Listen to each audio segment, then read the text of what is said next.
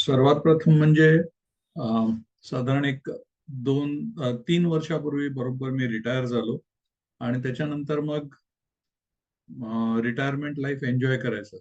माझी सगळी जी wish list होती, छोटी छोट्या काही गोष्टी, ह्या करायचं, ते करायचं, हे ऍडव्हेंचर करायचं, ते असं सगळं चालू झालं.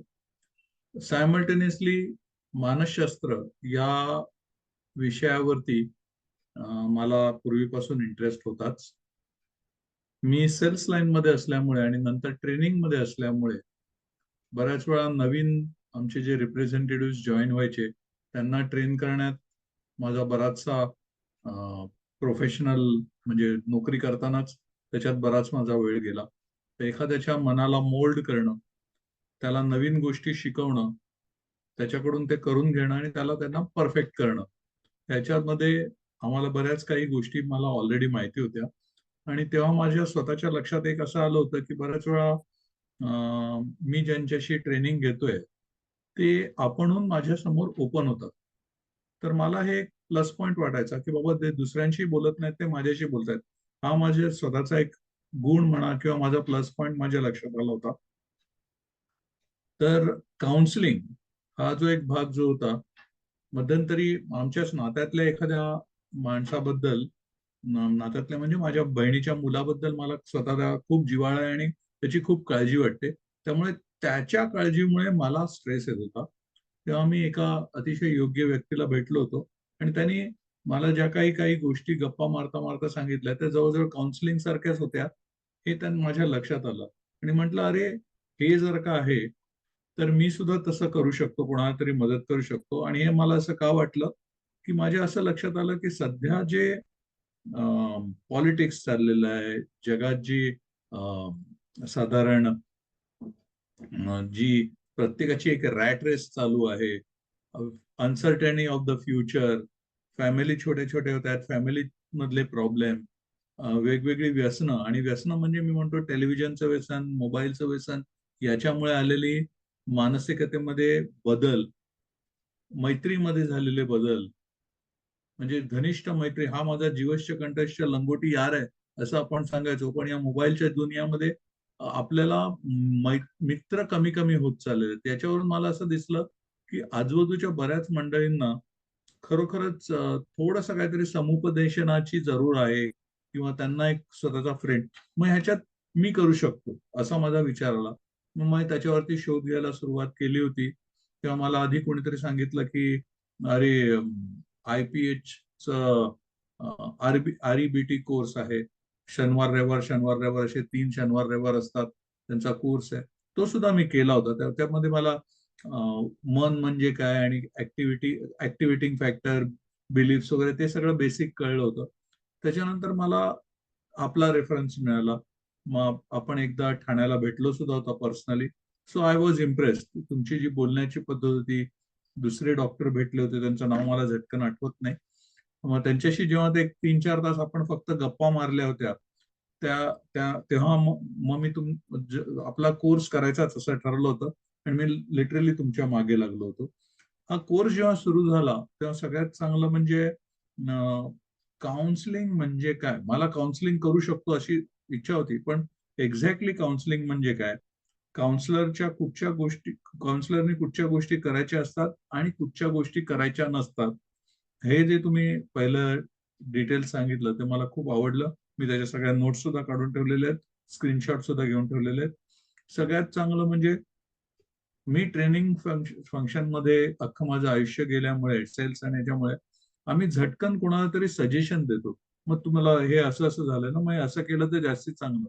पण काउन्सिलिंग मध्ये सल्ला, मार्गदर्शन, उपदेश हे करायचं नाही. आणि ते का करायचं नाही, हा जो पॉइंट जो आहे तो माझ्यासाठी सगळ्यात मोठा लर्निंग पॉइंट होता. माझं ऍक्टिव्ह लिस्निंग वाढलं. त्याच्यानंतर हा कोर्स करता करता मला स्वतःला जेव्हा अनालाइज केलं तेव्हा रागावरती कंट्रोल माझा थोडासा म्हणजे मी रिॲक्ट करत नाही. राग येतो, परंतु पूर्वी जसं मी झटकन रिॲक्ट करायचो, रिॲक्ट करत नाही. आणि त्याच्यामुळे बऱ्याच वेळा रिॲक्ट न केल्यामुळे ते मॅटर तसंच थंड होऊन व्यवस्थित क्लिअर होऊन जातं. हा एक मी शिकलेला, स्वतःत बदल करून घेतलेला आणि शिकलेल्याची गोष्ट आहे. त्याच्यानंतर पर्टिक्युलरली आता जे तुम्ही सांगितलेत, सुरुवातीचे माझे सेशन्स खूप मी डिटेल नीट ऐकले आणि सगळ्या स्क्रीनशॉट्स आणि नोट्स सुद्धा काढून ठेवलेले आहेत. पण या कोर्समधले शेवटचे जे 6-7 दिवस जे होते, तेव्हा काहीतरी दुसरी इमर्जन्सी आली होती माझ्याकडे आणि त्याच्यामुळे ती माझे I was not very alert on that. त्यामुळे थिअरी वगैरे जे आहे ना, ती मी आज तुम्हाला कन्फेस करतो, मला थोडीशी सुपरफिशियल कळलेली आहे. आणि मी आता असं एक्सपेक्ट करतो किंवा मी असं ठरवलेलं आहे, आपण मुंबईत असल्यामुळे मी तुमच्याशी टचमध्ये राहीनच. पण एखादी जर का एखाद्याचं काउन्सिलिंग चालू असेल आणि त्याची परवानगी असेल, की बाबा तुम्ही समजा किंवा आपला कुठचा तरी दुसरा एक काउन्सिलर कोणाच्या तरी काउन्सिलिंग करतोय आणि तो जो कोण आपला पेशंट म्हणू शकतो किंवा जो काउन्सिलिंगला आलेली व्यक्ती आहे, त्याचं जर का ऑब्जेक्शन नसेल, तर I can be a silent listener. तर आता थिअरी कळलेली आहे, थिअरी आणि प्रॅक्टिकल याच्यात खूप मोठा फरक असतो. तर त्याच्यामुळे मला ते प्रॅक्टिकल आणि मी माझं लर्निंग जे आहे ते थोडीशी स्टाईल अशी आहे, की काही जण असतात ते बघून शिकतात, काही जण असतात ते ऐकून शिकतात, काही जण असतात ते वाचून शिकतात. पण माझं कायनेस्थेटिक म्हणजे प्रॅक्टिकल करून मी सगळ्यात जास्त लवकर शिकतो. तर माझी विनंती सुद्धा आहे तुम्हाला, तुम्ही लक्षात सुद्धा ठेवा.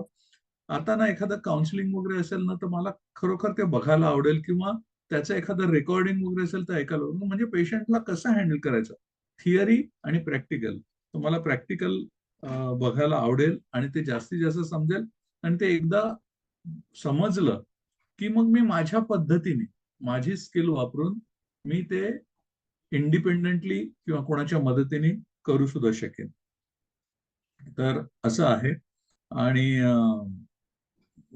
तुमची लर्निंग स्टाईल तर आवडली आणि त्याच्यामुळे आता याची रिव्हिजन करणं फार इम्पॉर्टंट आहे. कारण हे एवढं सगळं नॉलेज आपण 30 दिवसात दररोज एक एक दीड तास जरी शिकलो तरी सुद्धा मला एक लक्षात आलेलं आहे, जर का रिव्हिजन केलं नाही तर आपण म्हणतो ना की दिस नॉलेज इज व्होलाटाईल. म्हणजे ते पेट्रोल सारखं वाटीत ठेवलं तर पेट्रोल जसं उडून जातं, तसं जर का याचं रिव्हिजन केलं नाही तर ते विसरायला हरकत नाही.